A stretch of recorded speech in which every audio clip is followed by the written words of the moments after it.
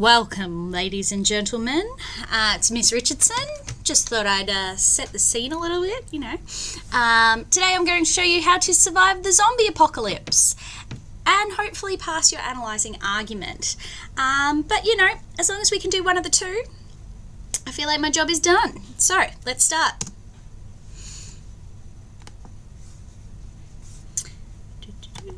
Okay, so just like any day of reckoning, preparation is key. It is important that you practice and study in your lead up to your analysing argument. It is not something you can wing, okay? Adrian Adem, I'm looking at you. You cannot wing this, okay? Those lacking in adequate preparation will be eaten alive, just like the zombie apocalypse, okay? Can you see the parallels? I know, they're there. To ensure readiness for your analysing argument, you need to do at least 4 run-through pieces. Okay, at least, I would say. Just again, like the zombie apocalypse. Ensure your readiness, do a run-through, make sure your plan works. I think it's the only sensible way to go about it. So, planning ahead. Just like the zombie apocalypse, okay, you also need to plan ahead with your analysing argument. So I'm going to walk you through it. Step 1 of our 5 steps to language analysis. You need to read the article carefully without making notes. I always see kids the first time they're doing their, they're looking at the article, they've got their pen up and they're looking, real eager. But honestly, it's really important for you to just read the article so that you understand what the contention is. Because basically, if you screw up the contention, all your other stuff is going to be wrong. You need to get the contention right. So take the time to actually read the article carefully without making notes, and then at the end of it going, right, do I know what the contention is? And then writing it down, okay? If you're not sure, go back and read it again, because even though it seems like, I'm wasting time, you're not, because you're ensuring that you know what the hell the rest of this article is working towards, okay? Once you've written out what the contention is, then work out things like tone shifts, so where the tone changes throughout, and just kind of put them down in your own words. Right, your 5-step plan to zombie survival. Step 1, what you really need to do is build your own survival team, okay? Look, it'd be great if you could have as many survival team men as what we've got here, but obviously depends on how many of your mates got eaten in the initial wave, all that kind of stuff. That obviously is going to have a pretty big impact. But I think there are a few that are really non-negotiables. Obviously, you need a leader. What's the saying? You don't want too many cooks in the kitchen. You want one guy who's kind of in charge, preferably yourself. If you're already the one, doing the preparations, you're probably the guy. I think another person that you really can't, negotiate on is your brains man, the guy that comes up with the plans, who actually, thinks through the things that the leader is going to kind of suggest. He's obviously going to be a really important person, or she. Your weapons expert is useful, but, look, I think you can take or leave. Just really you need someone like, that's real gung-ho and, isn't too phased about, splattering a few brains along the way. Someone creative, I think, is important in that role. Someone creative that, doesn't just see, a toaster. They see half of a pair of nunchucks. Okay, you want someone creative. A medic is useful, but ultimately, obviously, if you get bitten, they're no good to you. But you're going to have other injuries as well. Probably a little bit of tennis elbow from all the, all the zombie killing you've been doing. But and it could be useful. Look, I don't think mascot is like super useful. Personally, I would pick a dog as my mascot. I probably wouldn't go the human, but you do you. First to die is obviously going to be probably one of your most important, because you obviously don't want to be that person. So you do want to pick your first to die. And look, if you can find someone who will bite the zombies for you, I would say recruit that guy. He is useful. Right, your second step for language analysis is obviously to go back, once you've done your initial read and worked out your tone and your contention, then reread the piece. And this is where you can pick up the highlighter. And what you want to do is, first off, work out your arguments. So find out where your arguments are. Now, I was talking today to my class about this, and I know we use the word argument, and it sounds really kind of like set in stone, that it has to be like, he argues this, his first point is this. It's more about ideas. So I feel like using the word argument is a little bit of like a misnomer. Go for, what are the ideas in this? So the first thing he talks about is this. The second thing he talks about is this. The third thing he talks about is this. That's probably a better way to kind of phrase it. So look for your arguments and kind of circle them. Work out where they are. Now, if they aren't blocked, meaning like they're not like, okay, the first thing in the piece talks about this, the second thing talks about this. It's more like kind of integrated, and he talks about one argument and then comes back to it later. What you really need to do is sit down and actually kind of go, okay, right, so the contention is this. What are the basic points he makes? And then dot point them out, okay? And then go through and find the areas where those points are made. Okay, and they will be your arguments.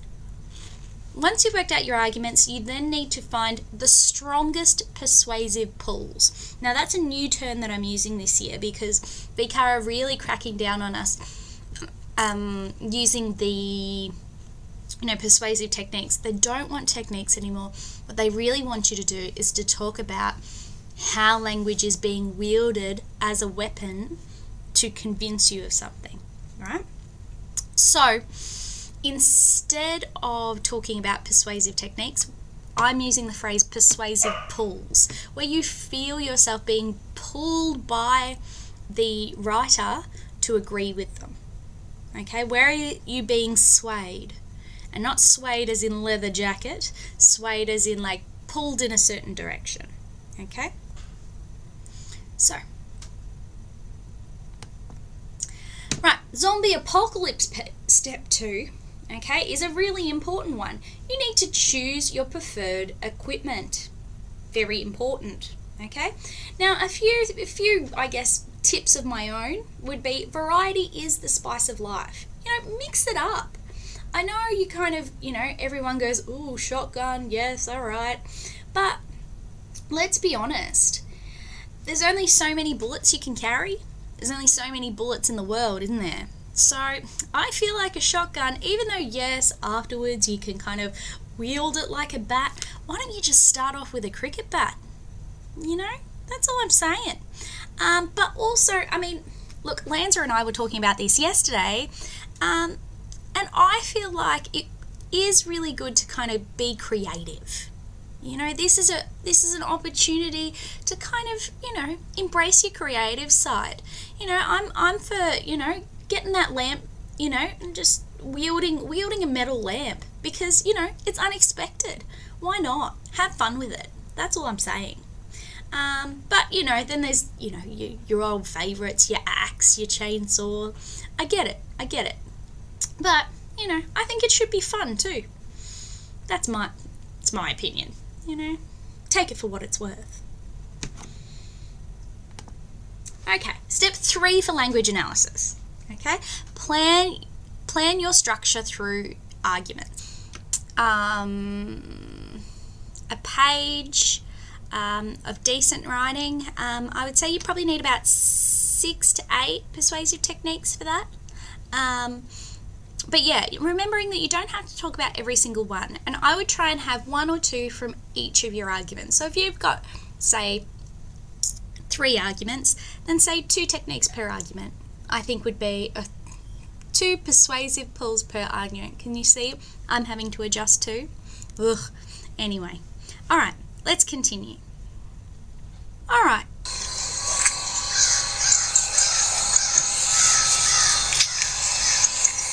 So we're back on the zombie apocalypse, onto our step 3. And step 3 is really about getting a home base, making sure you know where you're going to be calling home. That's important. So I put together a nice little checklist for you that I think is really worth kind of having a bit of a glance at while you're doing your preparations. So step 1 is, can your base be secured easily? Okay, so I always like to pick something that's not too many windows, not too many doors, something that's made of something fairly sturdy. I mean, you don't want to go little pig on it and build it out of straw. You obviously want to pick something that's fairly solid. Brick, cement is a great option. Metal, look, can be good, but it is not a long-term option. Also, you've got to think about insulation and your power bills. That's all I'm saying. Your second thing to check is it in an easily defendable location? Location, location, location. I mean, real estate agents, they're really onto it, even when it comes to a zombie apocalypse. So, obviously you want to pick something that, I guess isn't kind of in a place where you would find it difficult to defend. So, in the middle of a city, not easily defendable. Out in the middle of nowhere, probably better. I personally am not a big fan of in the middle of a forest kind of thing. Yeah, you've got the isolation, but zombies are great at hiding, and that can be a potential issue for you. So, out in a nice cleared area, that's my preference. So if you can find something like that, I'd really go for it. Now, this is one to think about. Is it big enough to support the needs of you and your group? Does your group like a morning yoga sesh? If that's the case, you really need to think about that. Make sure you've got a nice space for it. Is the location good for your survival plan? Is there good access to, say, water? Have you got good internet? I mean, if the Wi-Fi is poor, not interested. That's my opinion. Is the location far away enough from known major human/zombie activity? Can I stress this enough? Make sure you know where your cemeteries are. I mean, come on, guys. Don't be down the road from a cemetery. What are zombies? Oh, that's right. They are dead bodies. Where are there lots of dead bodies? In the ground at a cemetery. So use your brain. Be far away from those kind of places. I would also say avoiding hospitals is probably a pretty good idea. So the answers really need to be yes on all of them to be considered a safe enough location. But obviously, you don't always get to pick. Sometimes you do have to make concessions. So all I'm saying is preparation. If you've got the time to lock in a place, then do consider this checklist. All right. These are some of my suggestions for possible locales. Bunnings is a good one because obviously you've got lots of nice weaponry there. You can get yourself a snag as well, which is always a plus, because zombie hunting is it is tiring work. It is hungry making work. You could do with the kilojoules. Another good one is obviously a library, my personal preference, because obviously I like the books, but there's also not a lot of windows in libraries, and they're usually fairly up high, so that's obviously making your defendable space, quite advantageous. And you've actually got something to do. You can read, and don't worry for you non-readers, they actually stock videos. Sorry, DVDs and Blu-rays. A lighthouse is a nice choice if you've got a small contingency, a small group, because obviously, again, not a lot of windows. They're usually in fairly isolated places, and you've got a good view from the top. you know, and who doesn't like a view? A radio station is a nice one if you can get your hands on it, because obviously then you can try and make contact with, you know, with the outside. Or even a small warehouse can work, you know, under duress it can work. You know, you'll usually have a toilet facility there, you know, nice big open space. There's usually a kitchenette, which, you know, obviously, you know, sometimes you've got to whip up a parma, so that's important. So they're just some of my suggestions. There are plenty more ideas. But yeah, I would just say stay away from churches, because you just never know if someone's been buried underneath or whatever like that. You just don't want to take risks like that. So, now back to language analysis. Step 4, write your language analysis. So we've done with the planning stuff. You know, we've read it, we've found the contention and the tone. We've done the, you know, the working out of the arguments and what persuasive pulls we're going to talk about. And now we're ready to write. Okay? So, my advice is use the plan that you've done. So the scribble that you've done on the actual article, use that as your plan and stick to it. The other thing that's important with language analysis is that it's a really good opportunity to use your vocab. So try and, you know, mix up your ideas for sentence starters and vary your vocab. You know, because this is a very dry piece to read. So if you're kind of utilizing vocab and you're trying to make each paragraph sound at least a little bit different, that can go a long way, particularly when we're talking high end. Alright, so now what I'm going to do is talk you through each section of the essay.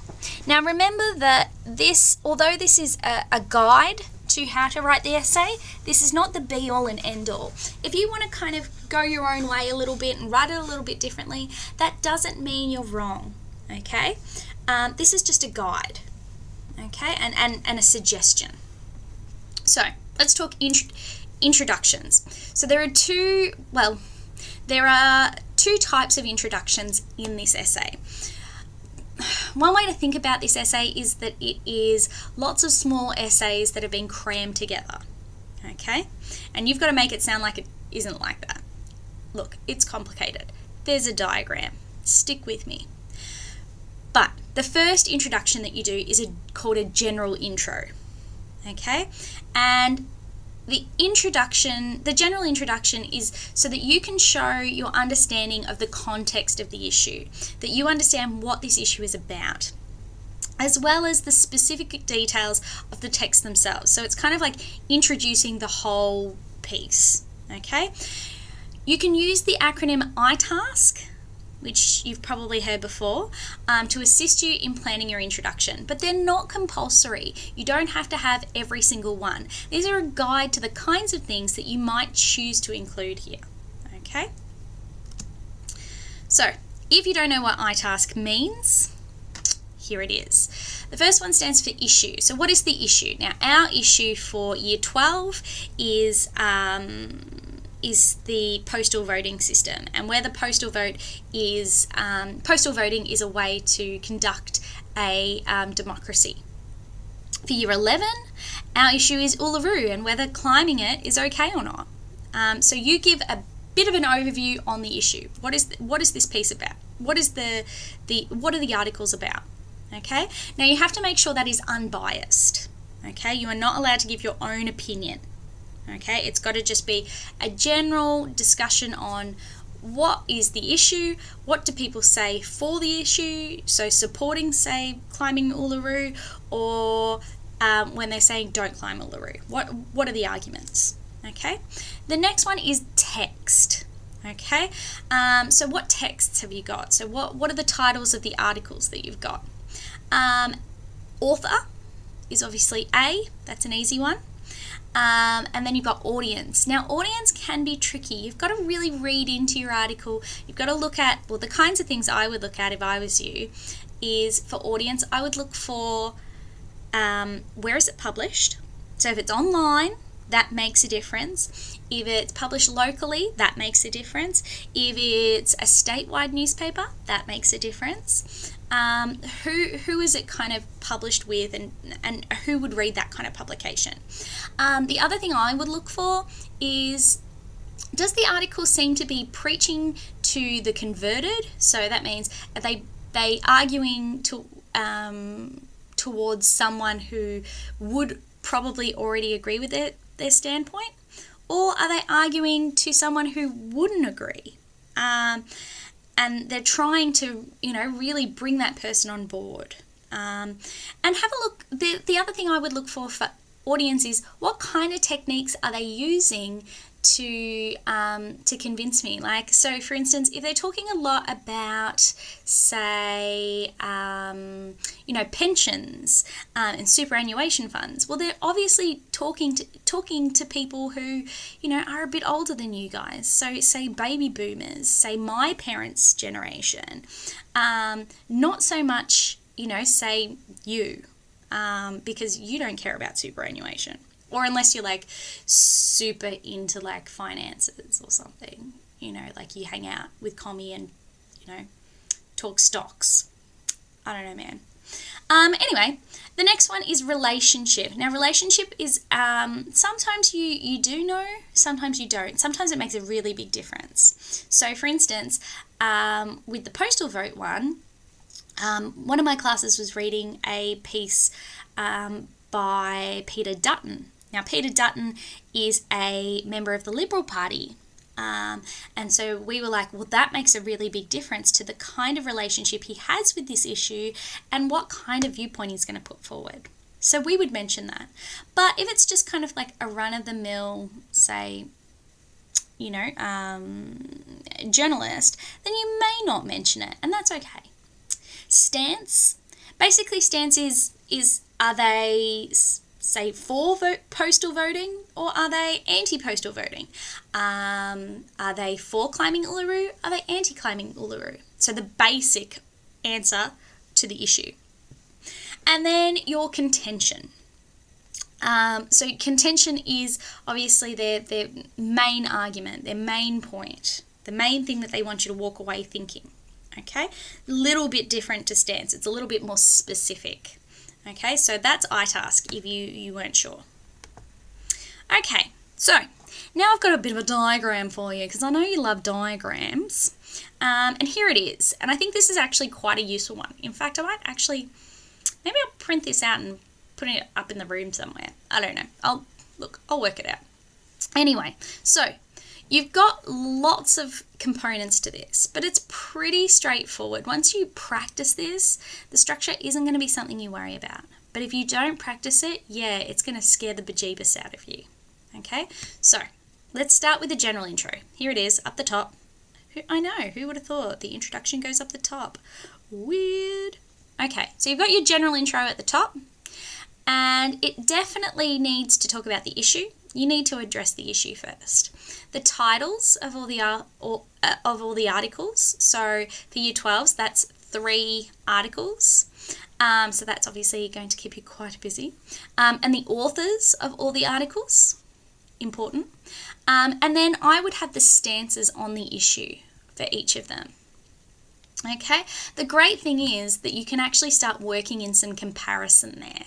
Okay, so for Year 12s, you can actually start kind of making some comparison, which is really important because it's part of your S or N criteria. You need to make some comparison. Okay, so if you put it in the general intro, it saves your butt if you really stuff up and don't get to say this part of the of the piece. You've kind of saved your own butt. So that's my advice. Start early. Start in the general intro. Okay. Now you might notice that the next paragraph that you write is actually another intro, and you're like, oh, what? I just introed. Too bad. Intro twice. That is how important this is. Okay. It is so important that it needs multiple intros. So you've got your general intro, then you've got your intro into Article 1. So your Article 1 should usually be your biggest article. Okay, so which is the biggest? Which is the most prominent piece? So the kinds of things that you need to put in your introduction to Article 1 would be title, author, contention, so not just, so you don't need stance now, title, author, contention, audience, and relationship. They're the kinds of ones I would put in there, because you don't need to restate, say, the stance or the issue, because you've already covered that. So leave those ones out and just go for title, author, contention, audience, relationship. That'll do ya. Okay, so now that we've had our double intro, bang bang, we go into the arguments. Okay, so we continue with Article 1 and we look at Article 1, Argument 1. Then Article 1, Argument 2. Article 1, Argument 3. Okay, so usually it'll have 3 arguments.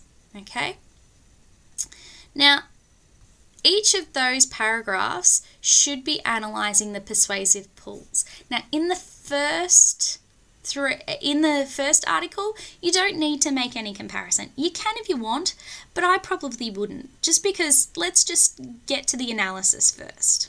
And hopefully you've done a few little comparisons up here. So you should be able to just analyse the first article as normal without talking about the other two.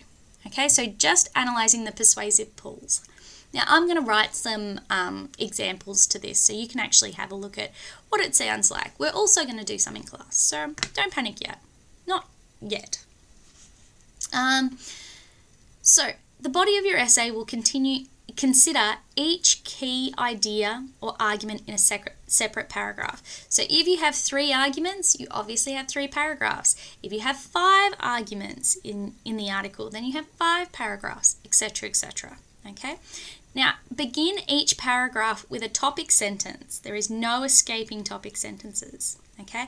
And then followed by a detailed analysis of the persuasive pulls in that argument. Okay? So once you've done your first article, then we move into our second article, and that needs an introduction. Okay, so you've got introduction to Article 2. You write the same thing that you wrote here, but obviously with its title, its author, its contention, relationship, etc. Okay. The only difference between the Article 1 intro and the Article 2 intro is this. Article 2 intro needs to have some comparison. That's why it's in red. So all of these red ones need some comparison. Okay, so for instance, with your introduction to Article 2, you might say, unlike Article 1 that considers postal voting as unnecessary, Article 2 believes that postal voting is very useful. Cool. Just making a slight comparison. Then we work into Article 2, Argument 1, Article 2, Argument 2. I've just put 2 arguments for the second one because your Articles 2 and 3 will be smaller, and therefore they probably only have about 2 arguments each. Okay? So with Article 2's Argument 1, so they're the body paragraphs for Article 2, these need to not only talk about the persuasive pulls, but they need to also do some comparison. Okay? So they need to do some of that discussion of unlike Article 1, Article 2 believes this, or unlike Article 3, Article 2 uses derogatory language, or similarly to Article 3, Article 2 does whatever. Okay? So you do that for Article 2, and then you move into Article 3. So you have an introduction for Article 3.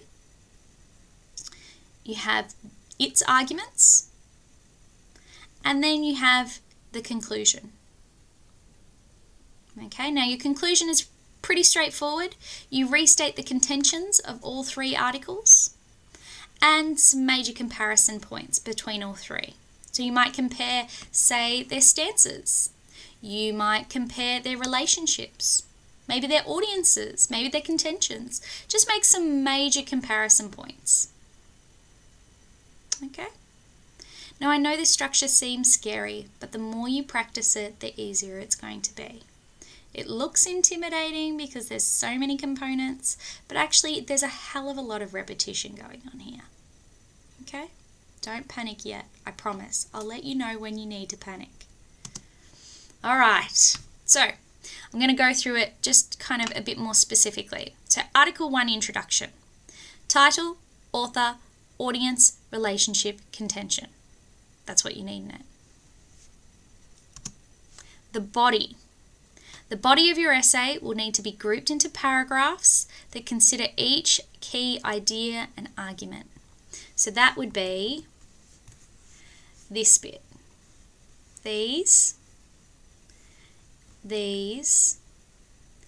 and these. Each body paragraph needs to start with a topic sentence. Okay, so I've got some examples. Your topic sentence will need to identify the key idea in that section of the text. So you could start with something like, the author begins by, or the audience is attention is first drawn to. Now here's a hot tip. My favourite way of starting each body paragraph is by identifying the tone used in the argument under discussion. So I go, with a something something tone,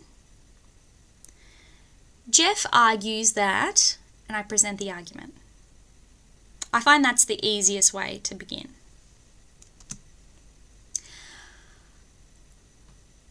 Topic sentences should be used to recognize the progression of ideas and arguments and the shift of tone and ideas. So here's me using my sentence starters. Using a disgusted tone, the author then commences a discussion of, and then I present my first argument. Okay? Something like that is good. So your topic sentence should address the argument or idea and the shift in tone. Because pretty much what you'll find is when an argument, when you move to a new argument, you change your tone. So you can actually track your arguments pretty well through that. All right, the body. We're still going with the body, I know. Each body paragraph explores and analyzes how persuasive language is used to develop the argument and position the audience. Okay, so each paragraph, once you've done your little introduction like that, you then analyze the persuasive pulls in that argument. Okay, now there's a three-step program. Quote it. Tell me what it attempts to make the reader think or feel. And then how does that thought or feeling make me more likely to agree with the contention? Okay. Alright, we're back on the zombie apocalypse. I know, you thought it was done. You thought, oh, she's not going to talk about zombies anymore. I miss talking about zombies. Why isn't she talking about zombies? Well, don't worry. I'm back, baby. So, I thought these were really good survival rules. I thought there were some that I was like, yep, I'm definitely down for. But there were some where it's like, I'm kind of not super interested in that. I think a travel light, number 7, is a really good piece of information, equipment. Blending in. Now, obviously, some of you are going to be a lot better at that than others. Some of you, I mistake for zombies on a regular basis. You're really lucky I haven't hit you over the head with something. Just, just one of those reflexes. So, if you can, and you end up in a situation where you're like, zombie horde, then try and blend in. Maybe they won't notice. I think number 15 is a good one. Bowling ball. Interpret that how you will. Always carry a change of underwear. Well, You know, you don't want to be caught, you know, what does my grandma always say? You know, you don't want to get hit by a bus and you know, get to the hospital and you're in dirty underwear. Awkward. Double knot your shoelaces, number 19. Good advice. You know, it's like I said before, you need to stay prepared. Look, 23, don't name your zombies. I think that's a good idea because, I mean, you know, it's very hard to cut the head off something that you've already called Bob. Yeah. Hand sanitizer, 26. Good life advice. Number 30. It's a marathon, not a sprint. Unless it is a sprint, then sprint. Something to think about. And obviously, 33, bring a Swiss Army knife. You know, be prepared. I think it's genius. Hopefully that's been something to think about.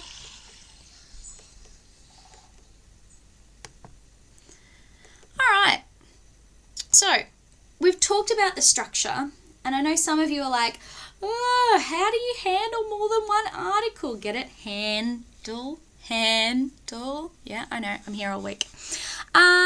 So, if you need more than one article, if you get more than one article, this is how to do it. Just like we had on the diagram. You get 2 articles, you need to have another article intro, okay? You get 3 articles, you need 3 article intros. I know, God forbid if I give you 10. No, I'm not going to give you 10, but I will be giving you 3. I will give you 3, okay? So that's for year 12s. Year 11s, don't panic, but year 12s, I will be giving you 3.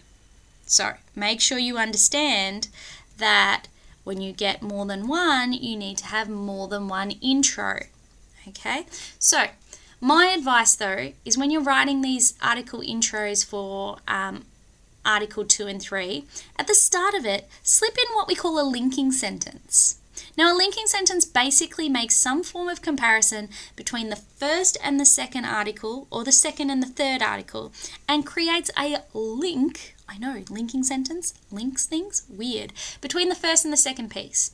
It could sound something like, while Article 1 finds it humorous that the postal votes are considered a success, Article 2 states that the matter is of serious concern and needs to be handled appropriately. Okay, so it just makes some little link between the two. It is done so that what will seem like 2 essays actually have some relevance to each other. And again, it ticks off that that expectation of you having some sort of comparison. Okay, remember that's part of the yes component. You must have comparison, and this is a really easy way to slip it in by having a linking sentence at the start of your Article 2 and 3 intros. So, Article 2 intro, again, title, author, audience, relationship, contention, and then try and make some connections with your Article 2 to continue this feeling of flow. Alright, Article 2 bodies. As with Article 1 body, the body of your essay will be grouped into paragraphs, just like you would with Article 1. So each argument has its own paragraph, okay? Again, sorry, I'm flicking back and forward, but here. So we've got our Article 2 intro, we've done that. Now we've got Article 2 argument 1, Article 2 argument 2. Article 3, argument 1. Article 3, that's meant to be argument 2. Okay, so each argument gets its own paragraph. Okay, however, as with your Article 2 intro, you will need to connect your discussion back to Article 1 to continue a sense of flow and comparison. The comparison is the important thing. Okay, now you can make those connections through all sorts of things. You might compare their arguments, compare the argument between Article 1 and Article 2, or maybe their persuasive techniques used. or maybe the statements that are made, or the emotions that are conjured. Okay? You can make whatever comparisons you want, as long as you make them. You must make comparisons in Article 2 and 3. All right. General conclusions. Okay, so we've talked through how to structure the Article 1 body, Article 2 and its body, and Article 3 and its body, because basically Article 3's body is exactly the same as Article 2's. Now we need to talk about your general conclusion. So the conclusion down the bottom. Sorry, I'm just scanning through again. Okay, so the things that you need in that, you need the titles again. You need the authors again. And you need to summarize the similarities and differences. Okay, the kinds of things that you could talk about is their contentions. Are they similar? Are they different? Why? Their arguments, their tone, the information that they give, techniques, audiences, anything like that. Making some comparison. Again, ticking off that component. All right, we're back at the zombie apocalypse. Now that we've had a bit of a taste of structure, let's have a look. Step 4 is all about stockpiling, okay? Because, let's be honest, you don't want to run out of food. That would be awkward, okay? Especially when something's looking at you to be food.